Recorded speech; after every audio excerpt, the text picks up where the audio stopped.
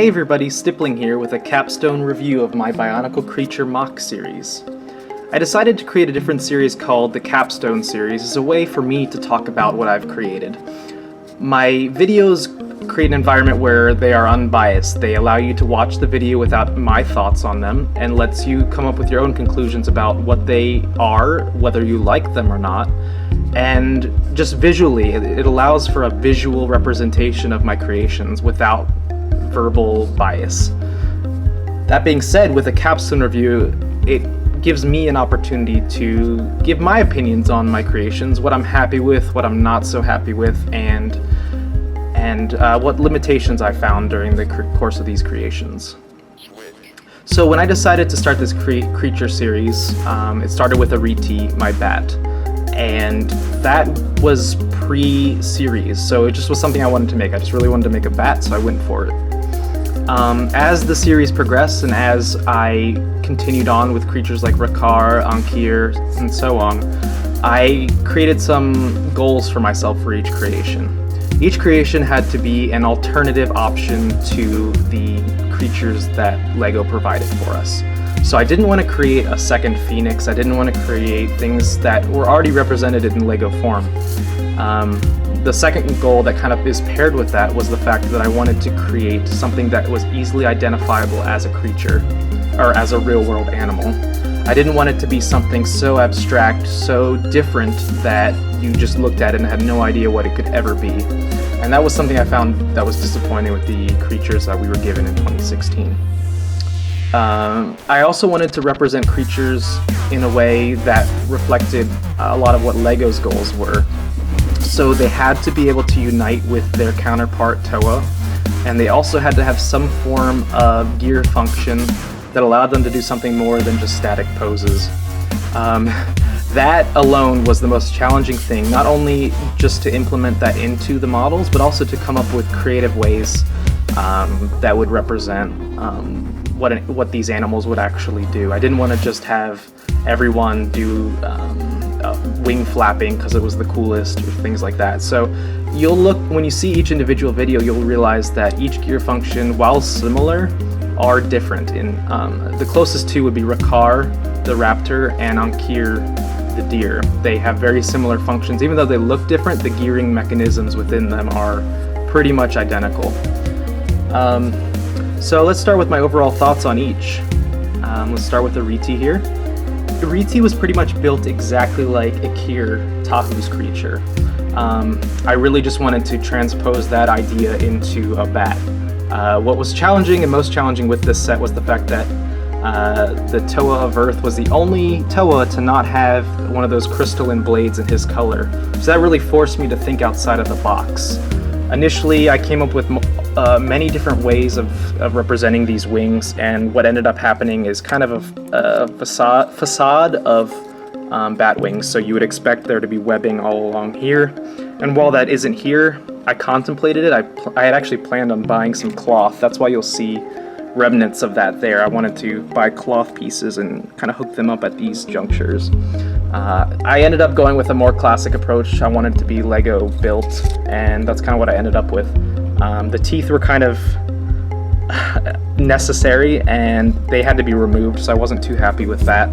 But they're optional, and I think the overall look of him is kind of right on point to what I wanted. If I could go back, which I could, but I'm not going to, I would probably build up a custom torso so that these ball joints weren't exposed. But even official LEGO sets have those, so I'm not too disappointed with that. Moving over to Rakar here, he was a raptor, and I found this build exceptionally challenging. It took me longer than it probably should have, mainly because I liked Akir so much.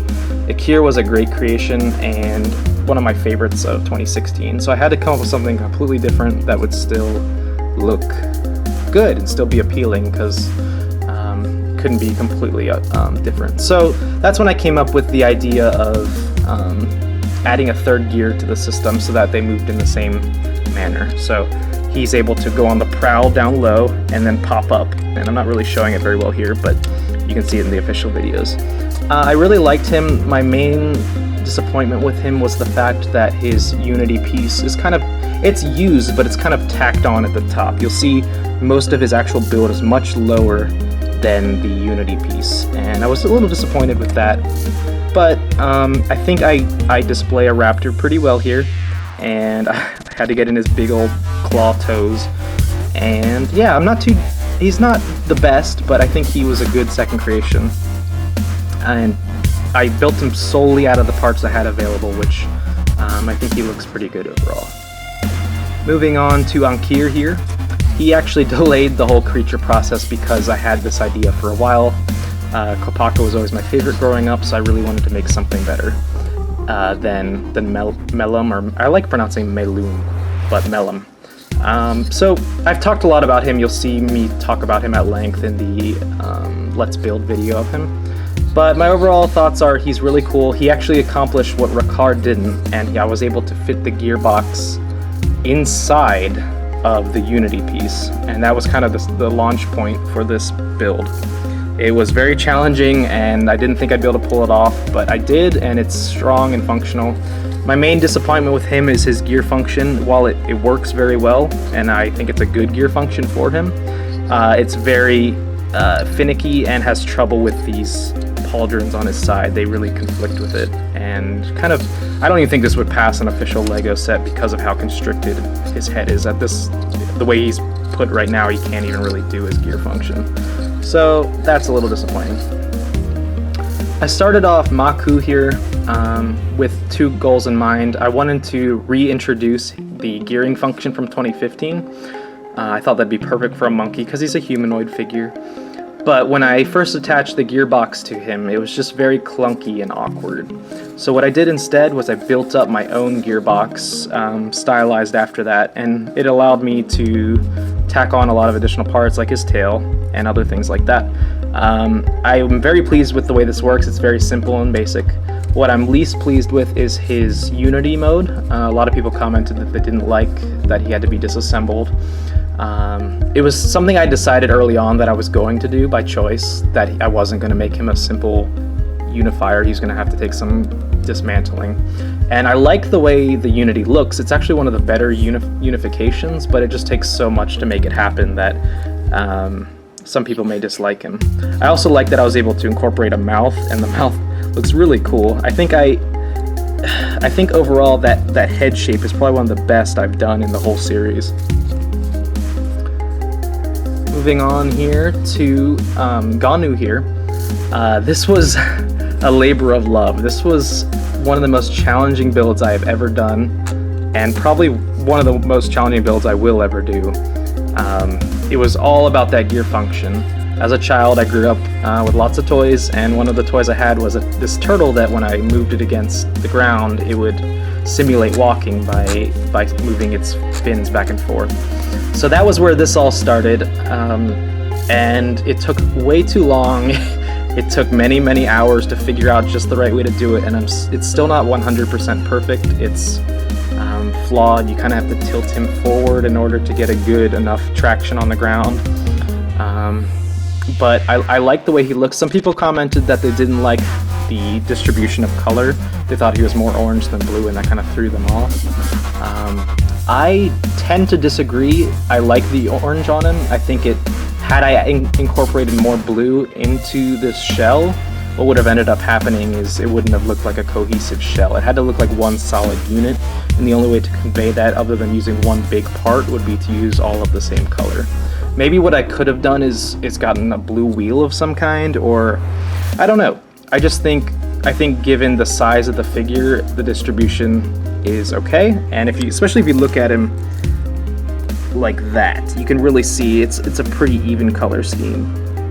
I also had a comment that they wanted to see a third color in there, and I thought, man, that would be hard. I have no idea how I would have done that. My main disappointment with this figure isn't with anything to do with its gearing function. I think it's okay enough. It was good enough to do. The thing I didn't like the most was the lack of posability. You can see in the video, all I can really do is turn the head. There's nothing really else and open the mouth. I could have worked in trying to make these on ball joints, the fins, so that I could pivot them. But by the time I got this gear function working, I didn't want to work on it anymore. So this is what I came up with. I think it's really good. With a little bit of touch up, I could see this being an official set. There's something else I didn't get to really talk about in the video, but I do use fake non-Lego rubber bands in here for the pulley system I have inside there. It was just something I was forced to do. I'm sure a real Lego rubber band would be fine. I just didn't have one in that size that I needed. And last on our list here is Peony. This one took a while as well because I couldn't figure out what I wanted to do. I started with a vulture, and it just looked too much like all the other bird-like creatures. It had nothing really unique about it, and I couldn't get myself to make that my final figure. After I worked so hard on Gonu, I didn't want to just do a clone of all the birds and be done with it. I wanted to do something different. So I can't remember who made the comment, but someone commented on trying to make a pangolin, and I had to look it up. It's basically a variant on an armadillo, and that's kind of what I went with. It took me a while to figure out exactly how I wanted to do it.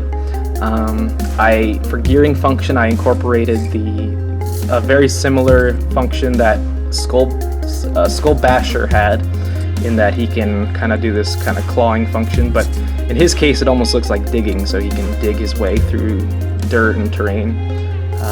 The hardest part about this figure was his shell. I tried a million different things, and it was so conflicting. The function I had chose was in direct conflict with the required shell that had to go on his back. So I tried a million different forms. I tried using those crystalline armor add-ons similar to what you see back there and on Kier, but I just couldn't get it to look right. It looked tacked on no matter what I did. So at the last minute, I decided to take his tail, which I had just because that's what pangolins have. They have these big clunky tails, and I just took it and I said, what if I flipped it up on here? And it just lined up perfect. It created this perfect little arch, and it allowed for quick removal to use his gearing function. So I stuck with that. I'm not 100% satisfied with it, but I think it was a good compromise to get the figure out. I do like a lot of his overall aesthetic. While I would have liked to get more brown in there, I think it's very similar in color combination that the official set had, Kitar. So I think it's a good balance overall. Now that I've talked about each creature, I want to talk a little bit about my favorite and least favorite.